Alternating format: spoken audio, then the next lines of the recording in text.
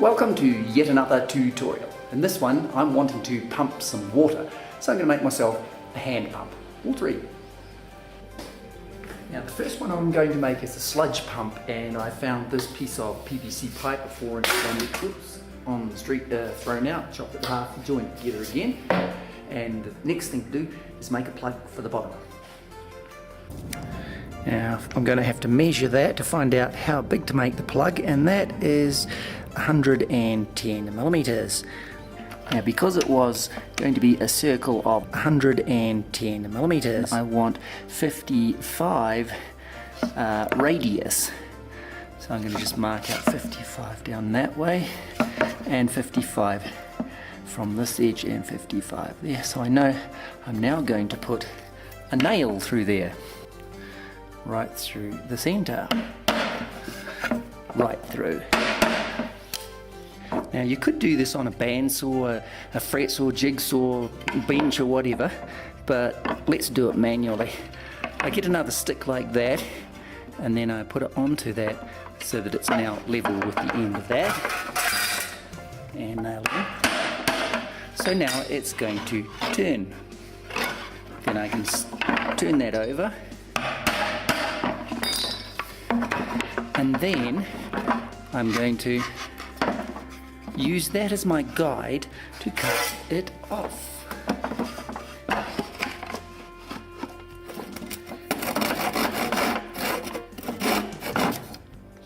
Then turn it around and cut it off.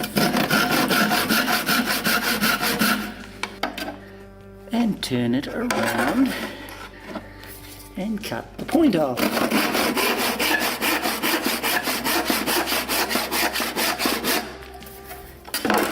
And keep turning it around, and you keep on cutting off the points,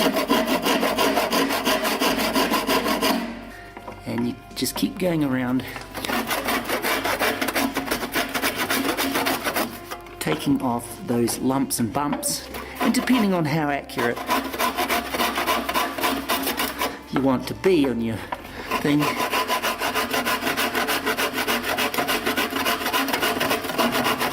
you'll get it more and more circular. And if you need extra precision, you can use a smaller saw or a rasp or something, and just level it off as you spin it round, and then even get some sandpaper like that and spin that around so that you're going to get it nice and circular, so that eventually it's going to fit nice and precisely into the end of your pipe. Next thing to do is mark out a little bit of a circle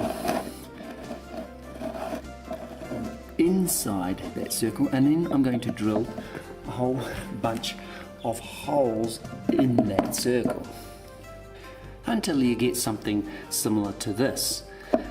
Right, now I'm going to make the valve.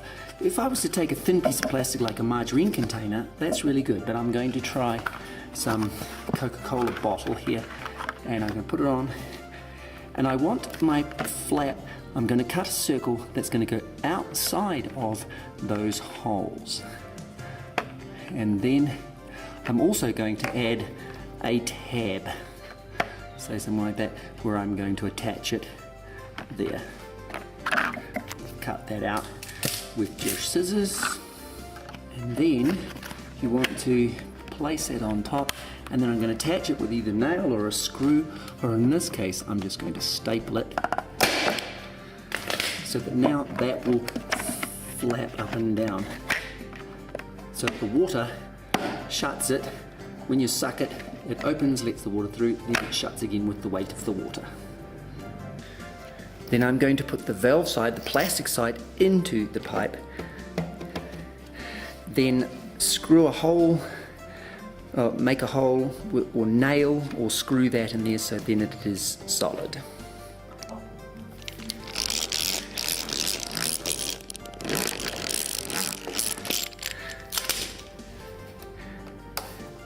You may want to put several, just to make sure it's not going to fall out. Now, if the edges around here are not very sealed, you can put a bit of silicone there, but you will find that by the time that gets wet, after a little while, it will swell and those cracks around there will seal and it won't leak quite as much. Now the next thing I'm going to need is a plunger, so I'm going to cut another circle and it's going to fit into the pipe, but reasonably loosely, because that will, when it's wet, will swell up and jam, so you want it slightly looser so it'll go in there. Then we're going to get a stick or a broom handle or something and we're going to attach it to there with a screw through the middle, but before that we've got to make the valve that goes on it. And so I'm just going to mark out where my stick's gonna go roughly, and then I've got to either cut some holes. I'm going to do a couple of big ones here, and then the same material, preferably flat, this is a little bit curved, but anyway, I'm going to make that so that the plastic covers those holes that I'm going to make here. Okay.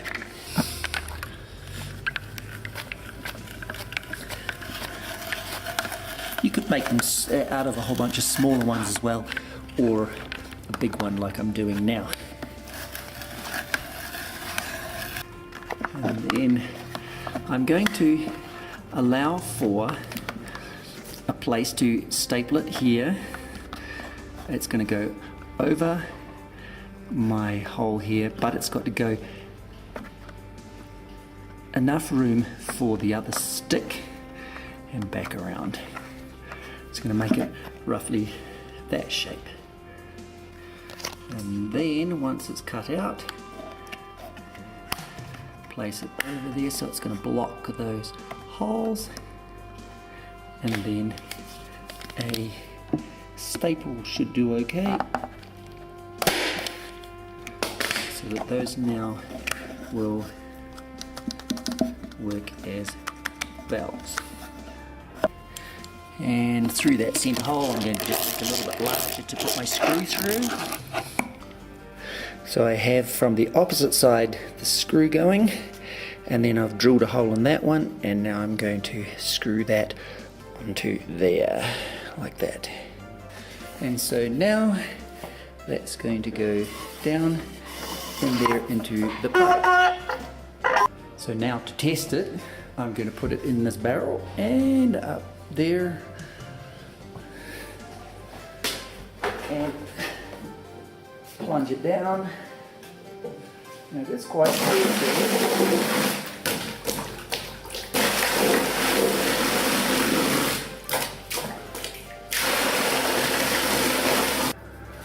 And that's a fair weight of water because it's a 4-inch pipe and everything, but it does shift quite a volume a reasonably short distance.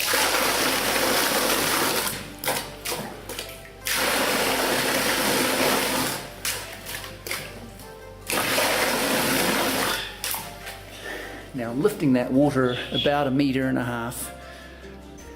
Now if we had a hole that we had that down into with some water, and we had our pipe in here into the water, and it's like that, we could at the top put a T section and a piece of pipe to run that off with. But it is quite important that we have a little bit of a head on there so that enough when you pump it up, it fills up here and then can drain out of here. So I'm going to have to do something alternative because I don't have a T of that size. I'm not going to buy one either. So let's do something different. Now here I have one that's a bit shorter, and in the end I just made one hole with its valve in there.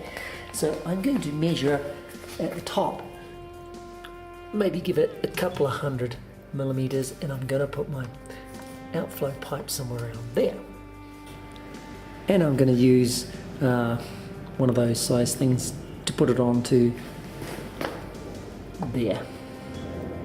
Now over a flame I'm going to take that and I'm going to carefully heat it just rotating it over the flame, maybe slightly lower. Now it gets up to about 77 or 70 or 80 degrees before it starts to go soft, about 70 degrees Celsius, so don't burn yourself. And at the same time, I got a pole that I can then put up there so that it fits snugly, because I'm going to need that very shortly. Now when it's soft, which it's not yet, you take it out to the pipe to flange it. And when it's hot, we're going to put it down on that pipe so that it splays out, and also put our other one in there, our wooden one, so that it's going to spread out and flange and take the shape and the curvature of that big pipe. Let it cool. Now I could glue that there. I've got to mark around there, drill a hole out and glue it, but since this is green to yellow, it doesn't glue very well, so I'm going to screw it, and I haven't got any glue anyway, so let's do that. Pilot hole. Accuracy is not too much of a problem.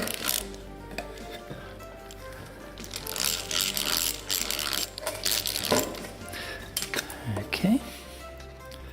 Now I've only put a couple of very small screws that I've rescued from some electronics, just so that I can place it, so I can mark it. I'll probably put a whole bunch more of those little things, and I don't want them to protrude all the way through the pipe so that it gets in the road of the plunger.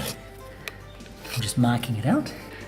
And then I want to cut a hole that's inside the size of that flange, about that size, so I've got room to screw other screws on. So I'm going to cut that out with the drill.